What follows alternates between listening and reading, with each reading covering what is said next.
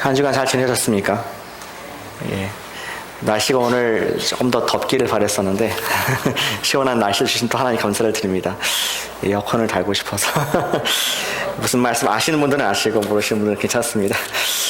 오늘 마가복음 말씀인데 Dr. Stroh, we're looking at Mark chapter 9 today, 21 to 29 for your reference.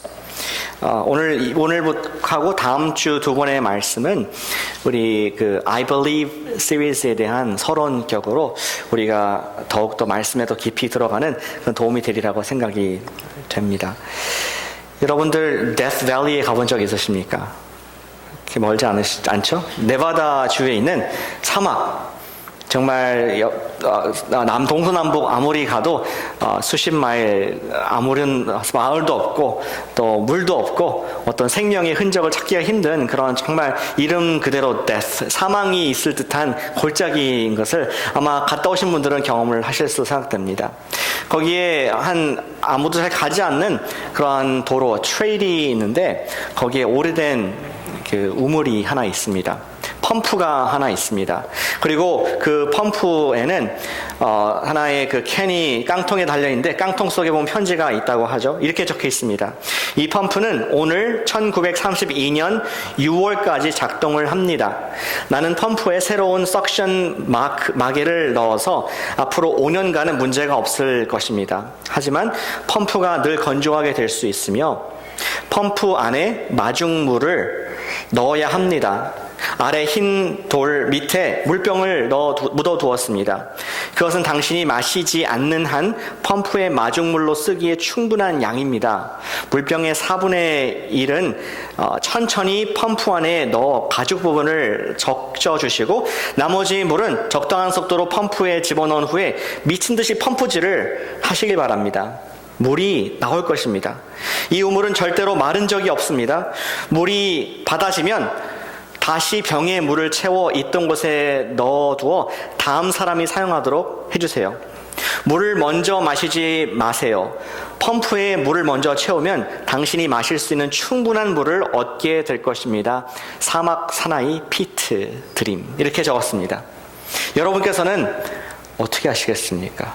지금 하루 이틀 길을 걷고 물이 없는 정말 지금 탈수가 온 그런 상황 가운데 물병이 이렇게 있는데 여러분들은 이 물병을 벌컥벌컥 마시겠습니까?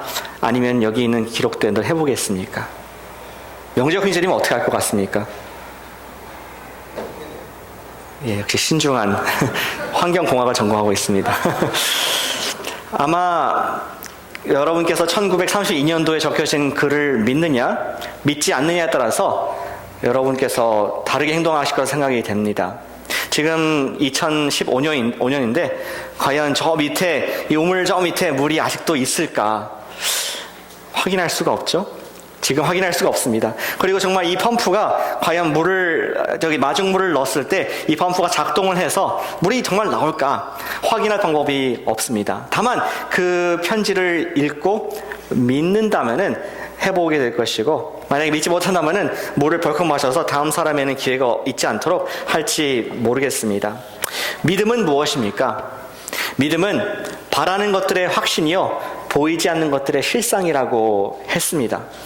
보이지 못했습니다. 확인하지 못했습니다. 과학적으로 검증할 수가 없는 그러한 펌프의 상황입니다. 예수님을 믿노라 하면서 우리는 하나님 말씀에 기록된 일들을 진정으로 한번 실천해 볼 만한 그러한 믿음이라는 것이 있는가? 그것이 우리 신앙인들이라면 정직한 고백이 아닐 수가 없습니다. 이웃을 내 몸과 같이 사랑하라 그러는데 정말 이웃을 내 몸과 같이 사랑해볼까? 아니 그건 손해 아니야? 바보 아니야? 어떻게 나도 살기 바쁜데 다른 사람을 사랑해? 하나님 말씀을 정말 순종할 수 있을까? 대단한 도전이 아닐 수가 없습니다. 예수님께서는 내가 가지고 있는 그 모든 것을 포기하고 당신을 따라오라고 말씀했는데 정말 예수님께서 다 포기하면은 내 인생이 피폐하고 망하게 되는 것이 아니야? 이걸 살라고? 진정으로 믿기가 힘든 말씀일 수가 있습니다. 그런 거는 교회를 잘 다니시는 광신도나 하는 거지. 나는 적당히 그냥 예배 출석하고 믿을래. 그러한 마음들이 우리 마음 가운데 솔직히 있음을 고백을 하게 되는 것이죠. 오늘 말씀을 통해서 보기 원하는 것은 진정한 믿음을 갖기 위한 세 가지 원리를, 진정한 믿음을 갖기 위한 세 가지 진리를 함께 말씀을 통해서 보기를 원합니다. Today we want to look at the three principles to have genuine faith in our lives. 첫 번째는 오늘 읽지 않았지만 14절부터 시작이 됩니다. 성경 있으시면 같이 보시면 감사하겠습니다. 마가복음 9장 14절부터 오늘 이야기가 시작이 됩니다. 오늘 이야기는 사실은 그 전부터 컨텍스트가 있는데 9장 초반부터 보시면은 예수님께서 제자들과 maybe 1년 반, 2년 사역을 중반 정도 되었을 때에 제자들이 이제 그 제자들에게 예수님이 어떤 분인가를 더 깊이 소개하는 상황 속에 나아갑니다. 예수님을 알게 됐습니다. 식물을 주시고 병든 자를 낫게 하시며 귀신을 쫓아낼 수 있는 그런 위대한 능력이 있는 분인 것을 제자들이 알게 됐고, 예수님은 더 깊이 그들을, 특별히 3명의 제자를 끌고 변화산으로 올라가시죠. 누굽니까? 베드로, 요한, 야고보를 데리시고 예수님은 그들 앞에서 광채나는 새로운 모습을 변화받음을 말미암아 그분께서 여태까지 가르치셨던 말씀이 사실이고, 이분은 단순히 철학자, 어떤 선생님이 아니라 살아계신 하나님의 아들이신 것을 보여주는 장면이 9장 초반에 나오게 됩니다.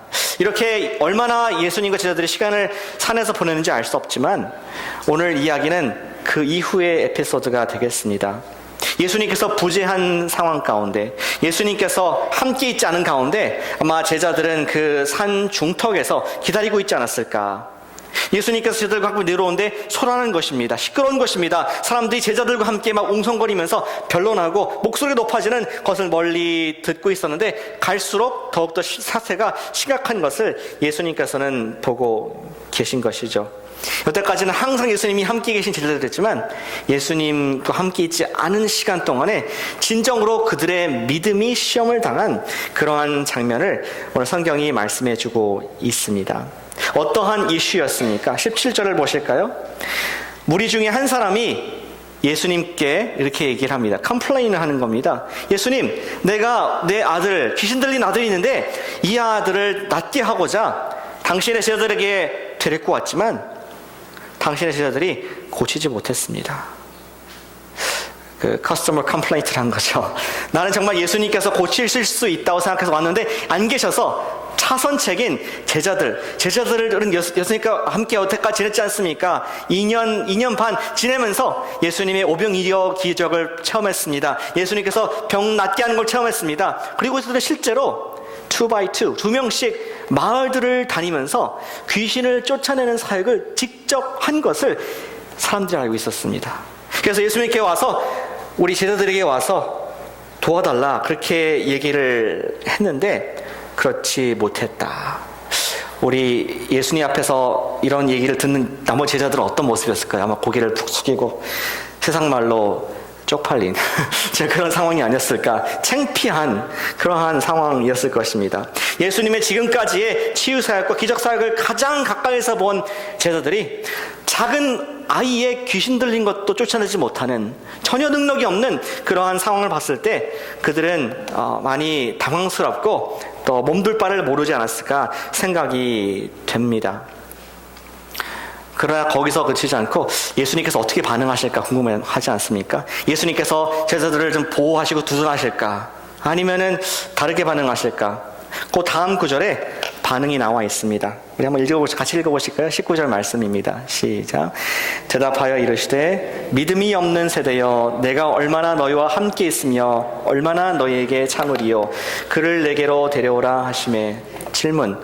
예수님께서 믿음이 없는 세대라고 말했을 때 컨텍스트상 누구에게 간 것입니까? 지금 그 귀신 들린 자의 아빠에게 한 겁니까? 누굽니까? 지금 제자들에게 말하기를 너 참 믿음이 없는 우리 세대야 하면서 예수님께서 혹독하게 책망하시는 장면이 나오는 것입니다. 내가 얼마나 너와 함께하며 언제까지 너를 참겠는가 하면서 한탄스러운 그런 얘기를 예수님께서 제자들에게 거침없이 모든 사람 앞에 창피하게 말씀을 하는 장면을 볼 수가 있습니다. 그리고 또 나아가서 예수님께서는 간접적으로, 직접적으로 maybe 이 옆에 있는 그 귀신 들린 자의 아버지에게도 똑같은 말씀하는 것입니다. 믿음이 없는 세대요. 언제까지 보여주고 증명해 주어야겠느냐? 예수께서는 제자들과 함께 하시면서 많은 믿음의 능력을 직접 보여주셨습니다. 그리고 이제 예수님이 부재한 가운데에 그들의 믿음은 시험 때, 심판 때, 트라이얼 피리드를 겪게 되었는데 그들은 그 앞에 섰을 때 시험을 치렀는데 학점이 A+가 아니라 F 빵점을 맞고 창피와 굴욕을 당하는 그런 장면이 오늘 성경에 있는 것이죠. 믿음이 없는 세대라는 굴욕적인 말을 듣게 되었습니다. 근데 질문은 왜 그들은 예수님과 함께 오랫동안 있었음에도 불구하고 믿음이 없는 세대가 되었을까? 첫 번째, 우리 믿음에 관해서 알 때 이해할 원리는 이것입니다. 같이 한번 해보실까요? 신앙생활을 오래 했더라도 믿음이 없을 수 있다. 영어로 Despite the years of Christian experiences, one can still be faithless. 제자들은 예수님과 가장 가까이 그 누구보다도 이 세상의 어느 누구보다도 예수님을 이해하고 가르침을 받았으며 능력을 행해 봤던 사람인데 예수님을 그렇게 가까이 안 제자들 1차로 목격한 제자들 할지라도 faithless, 믿음이 없을 수 있다는 그러한 얘기를 우리에게 경고로 주고 있는 것입니다. 제자들은 왜 믿음이 없었을까요?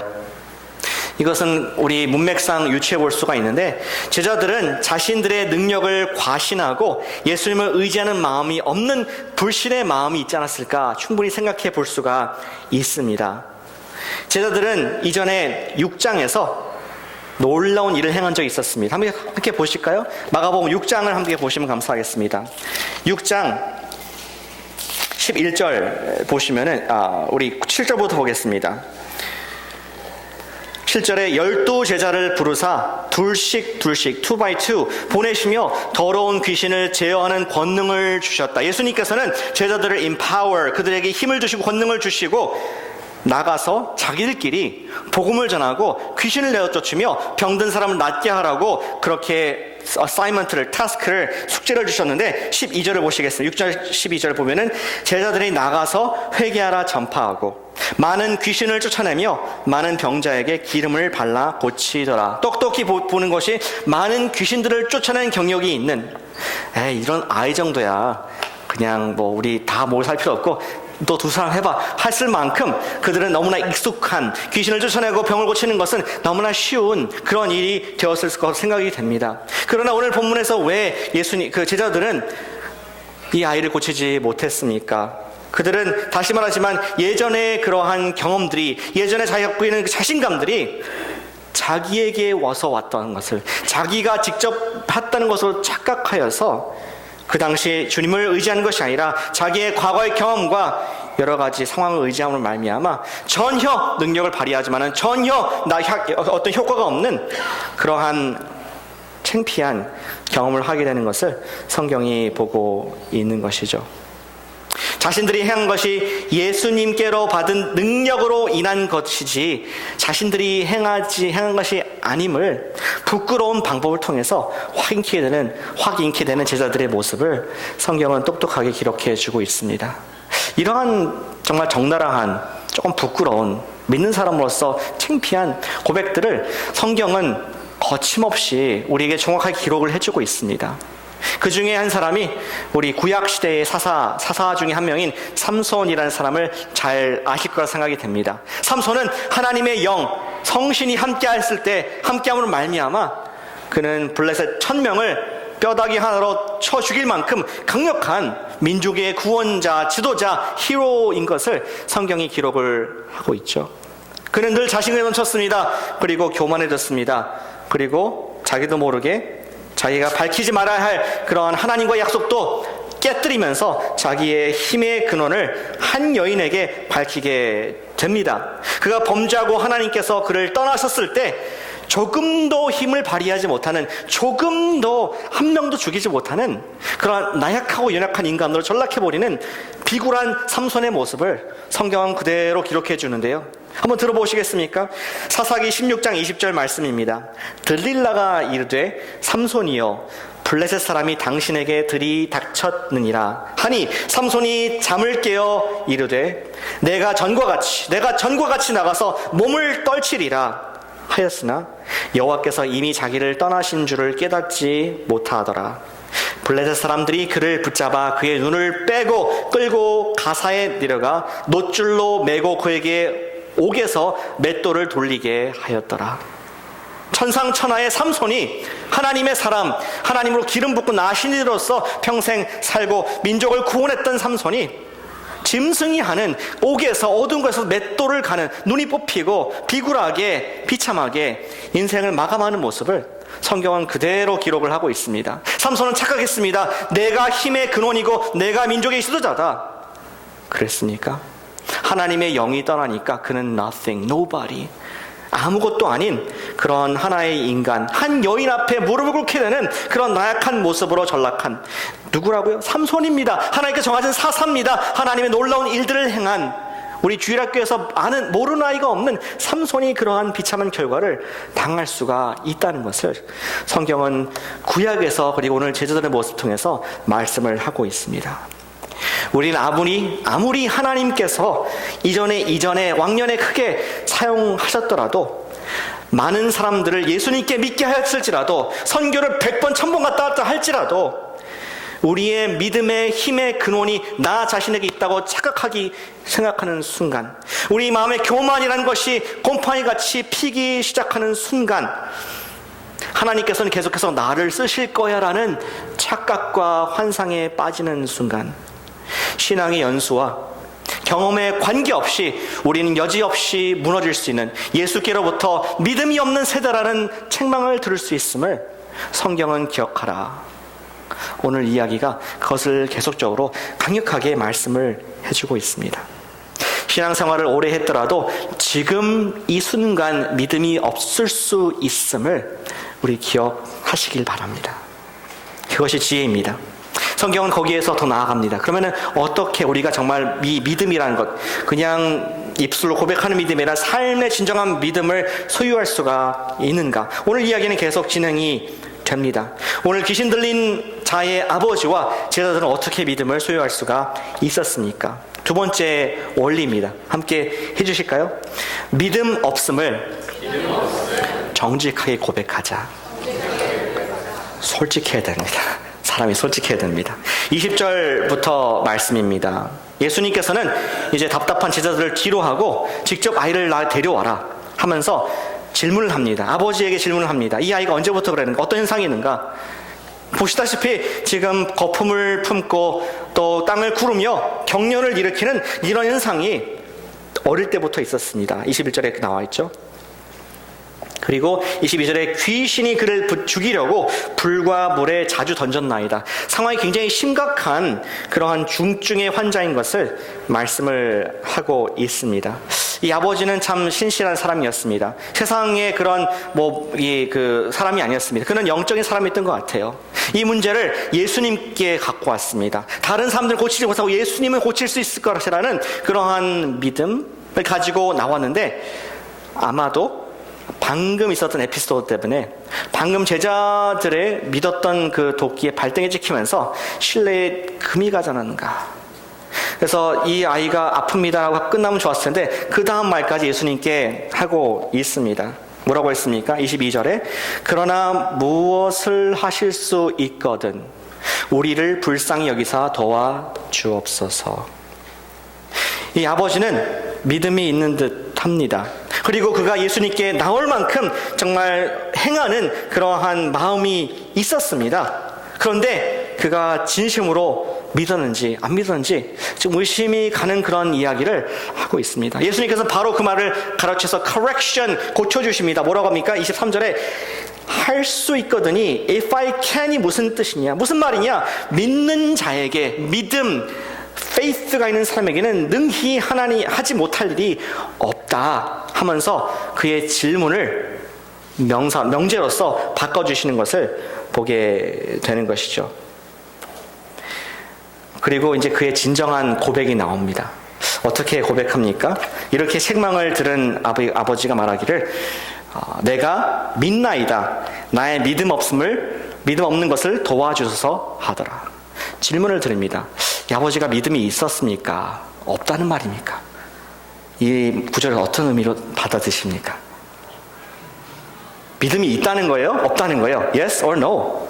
어떤 겁니까? 없다. 믿음이 있나이다 하는데 없다. 참 헷갈리는 것 같습니다. 사실은 이것이 솔직한 고백 아니겠습니까? 내가 입으로는 내가 믿나이다. 내가 이것을 하면 뭔가 좋은 일이 있을 것을 내가 마음속으로 인정하지만 실제로 이것이 남의 문제가 아니라 내 아들이니까 내가 정말로 믿기가 어렵습니다. 나의 믿음 없는 것을 도와주세요. 이것이 솔직한 저와 여러분들의 고백이 아니겠습니까? 교회는 나오고 내가 신앙생활을 하지만 그리고 내가 동의를 하고 찬송도 부르고 기도도 하지만 그것이 딴 사람의 문제일 땐 상관없지만 내 문제로 다가왔을 때 내 아이가 아프고 내 가정에 어려움이 있고 내 미래가 불확실한 상황 가운데 여러분들은 끝까지 주님을 믿을 수가 있습니까? 그러한 마음이 이 아버지의 마음이었습니다. 아버지 입장을 한번 되어 생각해 보길 원합니다. 지금까지는 다른 사람들이 받은 것을, 은혜 받은 것을 보면서 막연히 예수님을 따랐을지 모르겠습니다. 지금까지는 예수님께 대한 막연한 긍정적인 positive thinking 이미지를 가지고 함께 했을지 모릅니다. 지금까지는 예수님께서 막연히 나를 위해서 무엇인가 해줄 수도 있는 분이겠다라고 생각해 왔을지도 모르겠습니다. 그러나 이제 이 문제가 나의 아들의 문제를 가지고 주님 앞에 오게 되었을 때 그 문제가 자기의 문제일 때 막연한 마음으로 문제를 해결받지 못함을 주님께서 지적하고 계신 것이죠. 더 이상 그렇게 애매모호한 믿는지 안 믿는지 입술로 믿는다 하지만 삶에서는 아무런 믿음의 능력이 나타나는 그런 상태에 있지 말라. 할 수 있거든이 무슨 말이냐? 믿는 자에게 능치 못함이 없다 하면서 믿으라는 그 얘기를 했을 때 이 아버지의 반응이 참 겸손한 정직한 반응입니다. 주님, 제가 믿는다고 하지만 믿음이 없습니다. 제 믿음 없음을 도와주시옵소서. 진정한 믿음을 갖기 위해서는 우리에게 진정한 믿음이 없다는 것을 고백하는 것이 첫 번째 단계인 줄로 믿으시길 바랍니다. 믿음이 있는 척, 좋은 성도인 척 하는 것은 우리가 다음 단계로 나아가지 못하는 믿음의 적이 될 수 있음을 성경이 말씀을 하고 있습니다. 우리는 믿는다고 입술은 고백하지만 너무나 연약하여서 실제로는 살 때에 믿음을 택하기보다는 넘어지는 것을, 다른 것을 의지하는 것을 우리가 왕왕 보지 않습니까? 아플 때 먼저 하나님께 낫게 하실 수 있다는 믿음으로 기도하기보다는 약이 어디 있더라? 의사 번호가 어떻게 되더라? 우리 보험이 어떻게 되더라? 하면서 기도는 afterthought. 좀 정리된 다음에 맞아, 기도해야지. 그럴 때 우리가 주님께 드릴 고백은 주님, 제가 주님을 믿습니다. 나의 믿음 없음을 도와주소서. 그러한 것이 진정한 믿음을 갖기 위한 첫 번째 단계가 됩니다. 우리가 믿음을 가질 수 있는 첫 번째 방법은 살아있는 믿음이 없음을 고백하고 그것을 위해서 기도하는 것입니다. 오늘 이분의 고백처럼 믿음의 고백과 또 이 갈등에 관해서 역사는 많은 증인들을 저와 여러분께 제시를 하고 있습니다. 그 중에서 제가 제일 좋아하는 존 웨슬리, 단골 메뉴로 등장하는 존 웨슬리. 그는 자기가 믿음이 없음을 확인하는 계기가 있었습니다. 1738년도 1월 달에 그는 미국까지 가서 선교를 2년간 하고 마치고 돌아오는 길에 그가 큰 풍랑을 만나고 그 속에서 죽을 것에 대한 큰 공포를 느끼고 자기는 스스로 확인하기를 나는 구원의 확신이 없구나, 나는 믿음이 없구나 하면서 자기의 영적 상태를 진단하고 나서 그때로부터 1월부터 계속 고민을 하게 됩니다. 내가 어떻게 구원을 받을 수 있을까? 내가 다른 사람들을 구원하기 위해서 선교도 갔다 오고 내가 성경도 많이 배우고 헬라어, 라틴어 다 할 수 있는 사람인데 정말 내 영혼이 하나님 앞에서 용서가 되었다는 확신이 없는데, 믿어지지 않는데 어떻게 내가 살 수 있을 것인가? 이러한 가슴 깊은 애절한 그런 탄식을 그의 일기장에 기록을 하고 있습니다. 그러다가 여러분 잘 아시듯이 5월 달에 1738년도 5월 달 24일 날 수요일 저녁 밤에 그는 Aldersgate라는 그러한 교회에서 앞에서 말씀하는 루터가 쓴 로마서 강해의 서론 부분을 들었습니다. 거기에서 그 목사님이 구원받은 사람, 용서받은 사람의 삶의 특징들을 얘기하고 있었는데 자기 마음속에 맞아 내가 그래 하면서 확신이 생기게 되었습니다. 내가 예수를 믿고 있구나. 그리고 고백하기를 My heart was strangely warmed. 내 마음이 뜨거워졌다. 그리고 기쁨이 생겼다. 그는 그 순간에 내가 지금 구원받은 것을, 내가 영원히 용서받은 것을, 예수님께 나의 주님 되신 것을 믿게 되었습니다. 그리고 그 순간 벌떡 일어나서 앞으로 나와서 많은 사람들에게 얘기했습니다.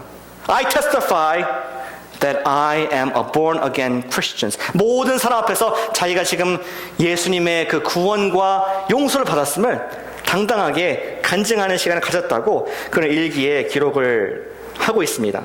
그런데 그 이후 그는 일기에 기록하기를 이제 모두 인생의 어려움과 의심이 사라졌다라고 적은 것이 아니라 그는 그의 마음속에 원수가 계속 그의 마음 공격하고 있음을 적나라하게 기록을 했습니다. 뭐라고 얘기합니까? 사탄이 얘기하기를 그것은 믿음이 아니야.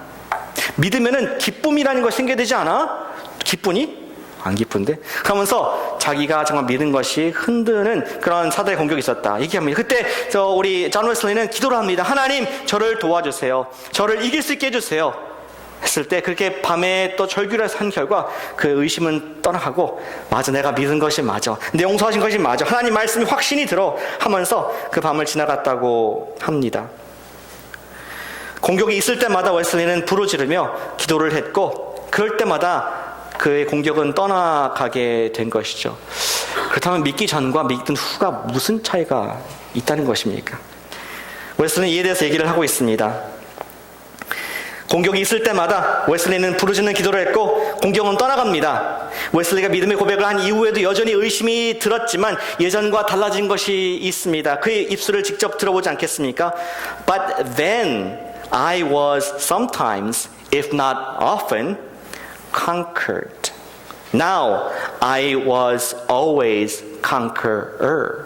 내가 예전에는 항상 죄로 인해서 넘어지고 실패하고 좌절한 인생이었지만 이제는 내가 예수님께 기도하는 결과 내가 주님을 의지하는 결과 나는 항상 다시 일어날 수 있는 죄를 극복할 수 있는 그런 힘과 능력이 주님께로부터 오고 있습니다 하면서 자기의 믿음이 생겼고 믿음이 역동하고 있음을 그는 분명하게 기록을 하고 있습니다. 웨슬리 또한 똑같이 귀신 들린 아들의 아비처럼 믿음 없음을 고백했고 믿음이 생긴 이후에도 약함을 알고 계속적으로 예수께 기도하기를 나의 믿음 없음을 도와주소서.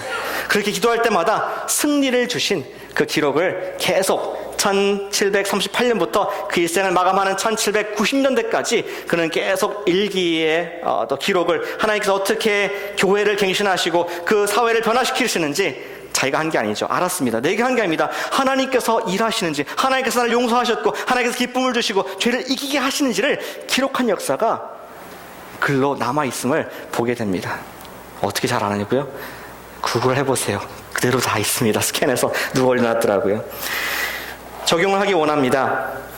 우리가 믿음을 어떻게 가릴 수가 있습니까? 믿음 없음을 매일 고백하며 매일 믿음을 위해서 기도하시길 바랍니다. 아멘.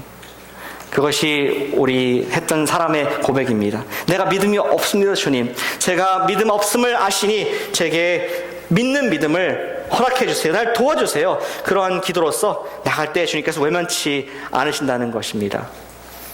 It's okay. 믿음 없어요, 주님. 여러분께서 10년, 20년 생활했더라도 믿음 없을 수가 있습니다. 믿음이 떨어질 수 있습니다. 식을 수가 있습니다. 그때 It's okay. 주님, 제가 믿음이 없습니다. 저를 도와주세요. 그것이 다음 단계로 나아가는 진정한 고백이라고 말씀을 하고 있습니다. 예수님께서 거기서 그치지 아니하시고 보다 더 구체적인 우리에게 해결 방법을 주십니다. 오늘 이야기의 결론 부분입니다. 25절부터 보시면은 예수님께서 이 아이를 고쳐주시죠. 그리고 이 아이가 경련을 일으키고 크게 소리를 지르다가 귀신이 떠나가는 일이 26절 하반절에 보이게 됩니다. 그리고 아이를 일으키고 가라고 합니다. 그래서지요, 이제 그 burning question. 제자들이 정말 묻고 싶었던 질문. 왜 우리는 못했을까? 왜 우리는 믿음이 없었을까? 예수님을 하는 것도 그대로 보고 예수님께서 말씀하신 거 다 알고 있는데 왜 우리는 믿음이 없을까? 왜 우리 이 모양 이 꼴 하실까? 그래서 하는 고백이 29절입니다. 28절입니다. 집에 들어오심에 제자들이 조용히, 아까 창피했잖아요. 조용히 묻자오되 우리는 어찌하여 능히 그 귀신을 쫓아내지 못하였나이까. 이것이 우리의 고백이 아니겠습니까? 왜 우리 예수님 믿고 있으면서 매가리가 없을까? 왜 풍성한 삶을 경험하지 못하고 있을까? 왜 기도의 능력을 경험하지 못할까? 예수께서 이에 대해서 아주 간단한 답을 저와 여러분들에게 주고 계십니다. 29절을 함께 읽어보겠습니다. 29절입니다. 시작. 이르시되 기도 외에 다른 것으로는 이런 종류가 나갈 수 없느니라 하시니라. 여기에서 마지막 믿음의 원리를 배울 수가 있습니다. 믿음은 예수님께 매일 받는 것입니다. 믿음은 예수님께 매일 받는 것임을 믿으시길 바랍니다.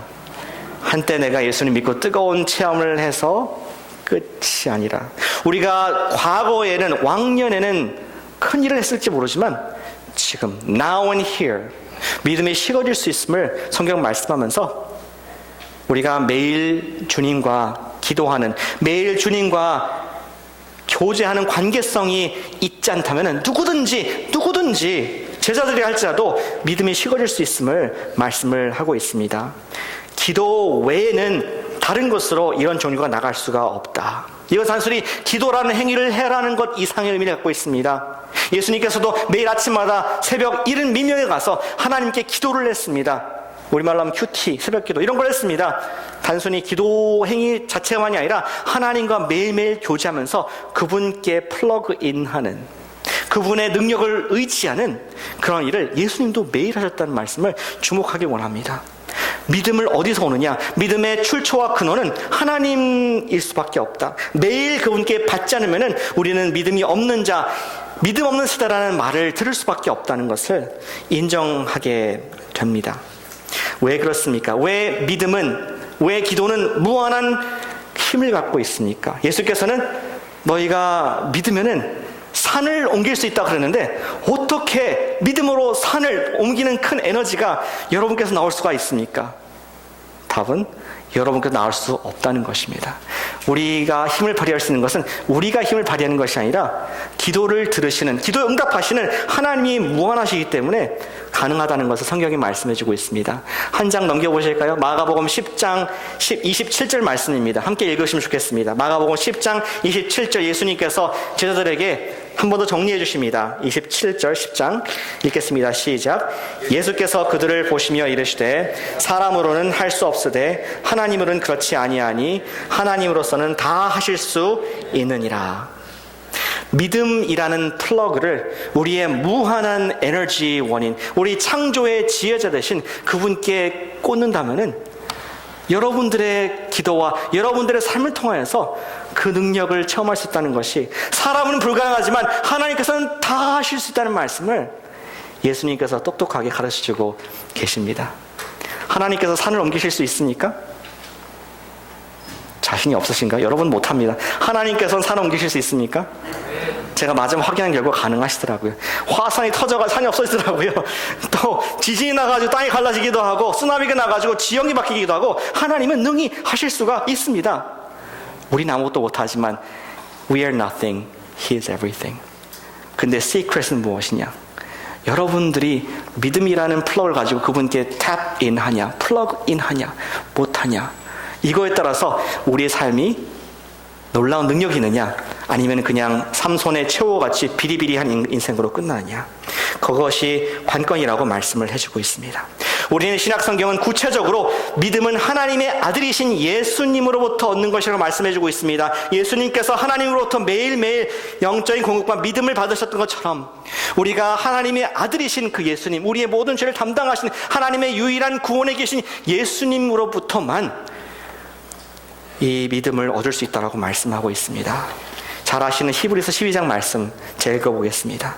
이러므로 우리에게 구름같이 허다한 둘러싼 증인들이 있으니 모든 무거운 것과 얽매이기 쉬운 죄를 벗어버리고 인내로서 우리 앞에 당한 경주를 하며 믿음의 주요, 믿음의 Lord of Faith, 믿음의 주요 온전하게 하신 예수를 바라보자. Author and Perfecter of our Faith, 믿음의 A to Z, 모든 믿음의 스펙트럼을 갖고 계신 그 예수님을 바라볼 때, 우리가 매일 그분께 공급받을 때 우리는 플러그인 할 수 있다. 하나님의 능력을 의지할 수 있다. 놀라운 삶을 살 수 있다라고 말씀을 하고 있는 것입니다. 우리는 예수님께 믿음을 구할 때 산을 옮길 수 있는 능력을 얻게 됨을 믿으시길 바랍니다. 그러나 주님과 동행하고 있고 예수님을 바라보지 못하고 있을 때 우리는 마음속에 확신이 아니라 의심이 누구라도 저라도 들어올 수가 있습니다. 과연 기도 응답될까? 과연 하나님 살아계실까? 믿었음에도 불구하고 믿음이 적어질 수가 있다는 것입니다. 왜냐하면 사단은 우는 사자와 같이 우리를 가만두지 않습니다. 넘어뜨리려고 항상 기회를 노리고 있음을 기억하시길 바랍니다. 어제까지 예수님을 잘 믿었고 어제까지 여러분 심지어 귀신을 쫓아냈다 할지라도 어제까지 선교를 갔다 왔다 할지라도 지금 그분을 바라보는 믿음의 눈이 땅에 떨어져 있다면 우리는 아무런 능력이 없는 세상 사람과 별반 다름이 없는 그런 인생을 할 수밖에 없음을 오늘 제자들을 통해서 가르쳐주고 있습니다. 마지막 적용은 그것입니다. 우리가 첫 번째 적용은 믿음이 없으면 인정하자. 고백을 할 뿐만 아니라 매일 믿음을 위해서 기도하자 하는 것입니다. 같이 해보실까요? 매일 믿음을 위해서 구하자. 아까 웨슬리 말씀 드렸는데 좀 마무리하길 원합니다. 1738년도 아까 며칠 날 구원받았다고요? 5월 24일 맞죠? 네, 수요 예배 때 구원을 받았습니다. 그리고 자기가 간증도 했습니다. 그리고 나서 그는 1738년 5월 25일, 6일, 죄송합니다. 25일이겠네요. 25일 목요일 일기를 이렇게 적고 있습니다. 일기를 한번 들어보시기 바랍니다. 영어로 됐습니다. The moment I waked. 옛날 영어입니다. waked라고 썼습니다. Jesus Master was in my heart and in my mouth and I found all my strength lay in keeping my eye fixed upon Him and my soul waiting on Him continually. 한국말로 나는 아침에 깨어난 순간 나의 주님 예수님이 내 마음과 입술에 머금게 되었습니다. 그리고 나의 모든 믿음의 힘은 예수께 내 눈을 고정함에 있음을 알게 되었습니다. 나의 영혼이 지속적으로 예수님을 기다리는 것이 나의 힘이 되었습니다. 웨슬리가 평생 하나님 일을 할 수 있던 것, 거룩한 성결의 삶을 추구했던 것은 그가 갑자기 한순간에 바뀌어가지고 홀리한 사람이 된 것이 아니라 그는 이제 항상 나의 주님, 나의 구원자 되시는 예수님께 눈을 맞추며 그분께 나의 마음을 맞추며 그분의 음성에 순종한 결과 그가 감당할 수 없는 믿음이 생겨서 영국 전 사회에게 거룩한 영향을 미친 것을 역사가 말씀을 해주고 있습니다. 믿음은 매일 예수님을 바라보는 것이라고 정의할 수가 있겠습니다. 매일 그분께 구하는 것입니다. 주님께서 약속하시기를 믿는 자에게 산 옮기게 하실 것이다. 이번 가을에 믿음의 여행을 같이 가보지 않으시겠습니까? 이번 시리즈의 제목이 I Believe이죠. I Believe. 참고로 쿠퍼티너인 어떤 회사와 전혀 관계가 없음을 말씀을 드립니다. 왜 I Believe인지 나중에 가면 설명을 하겠습니다. 근데 우리가 믿음의 여정을 하면서 내가 그냥 알고 있고 내가 어렴풋이 그 동의하는 정도의 신앙이 아니라 한번 살아보지 않으시겠습니까? 한번 움직이는 살아있는 역동하는 믿음을 경험해보지 않으시겠습니까? 그것이 예수님의 이 복음서의 초청이고 I Believe를 통해서 살아있는 믿음을 경험하는 귀한 축복의 시간 되시기를 축복합니다. 기도하시겠습니다.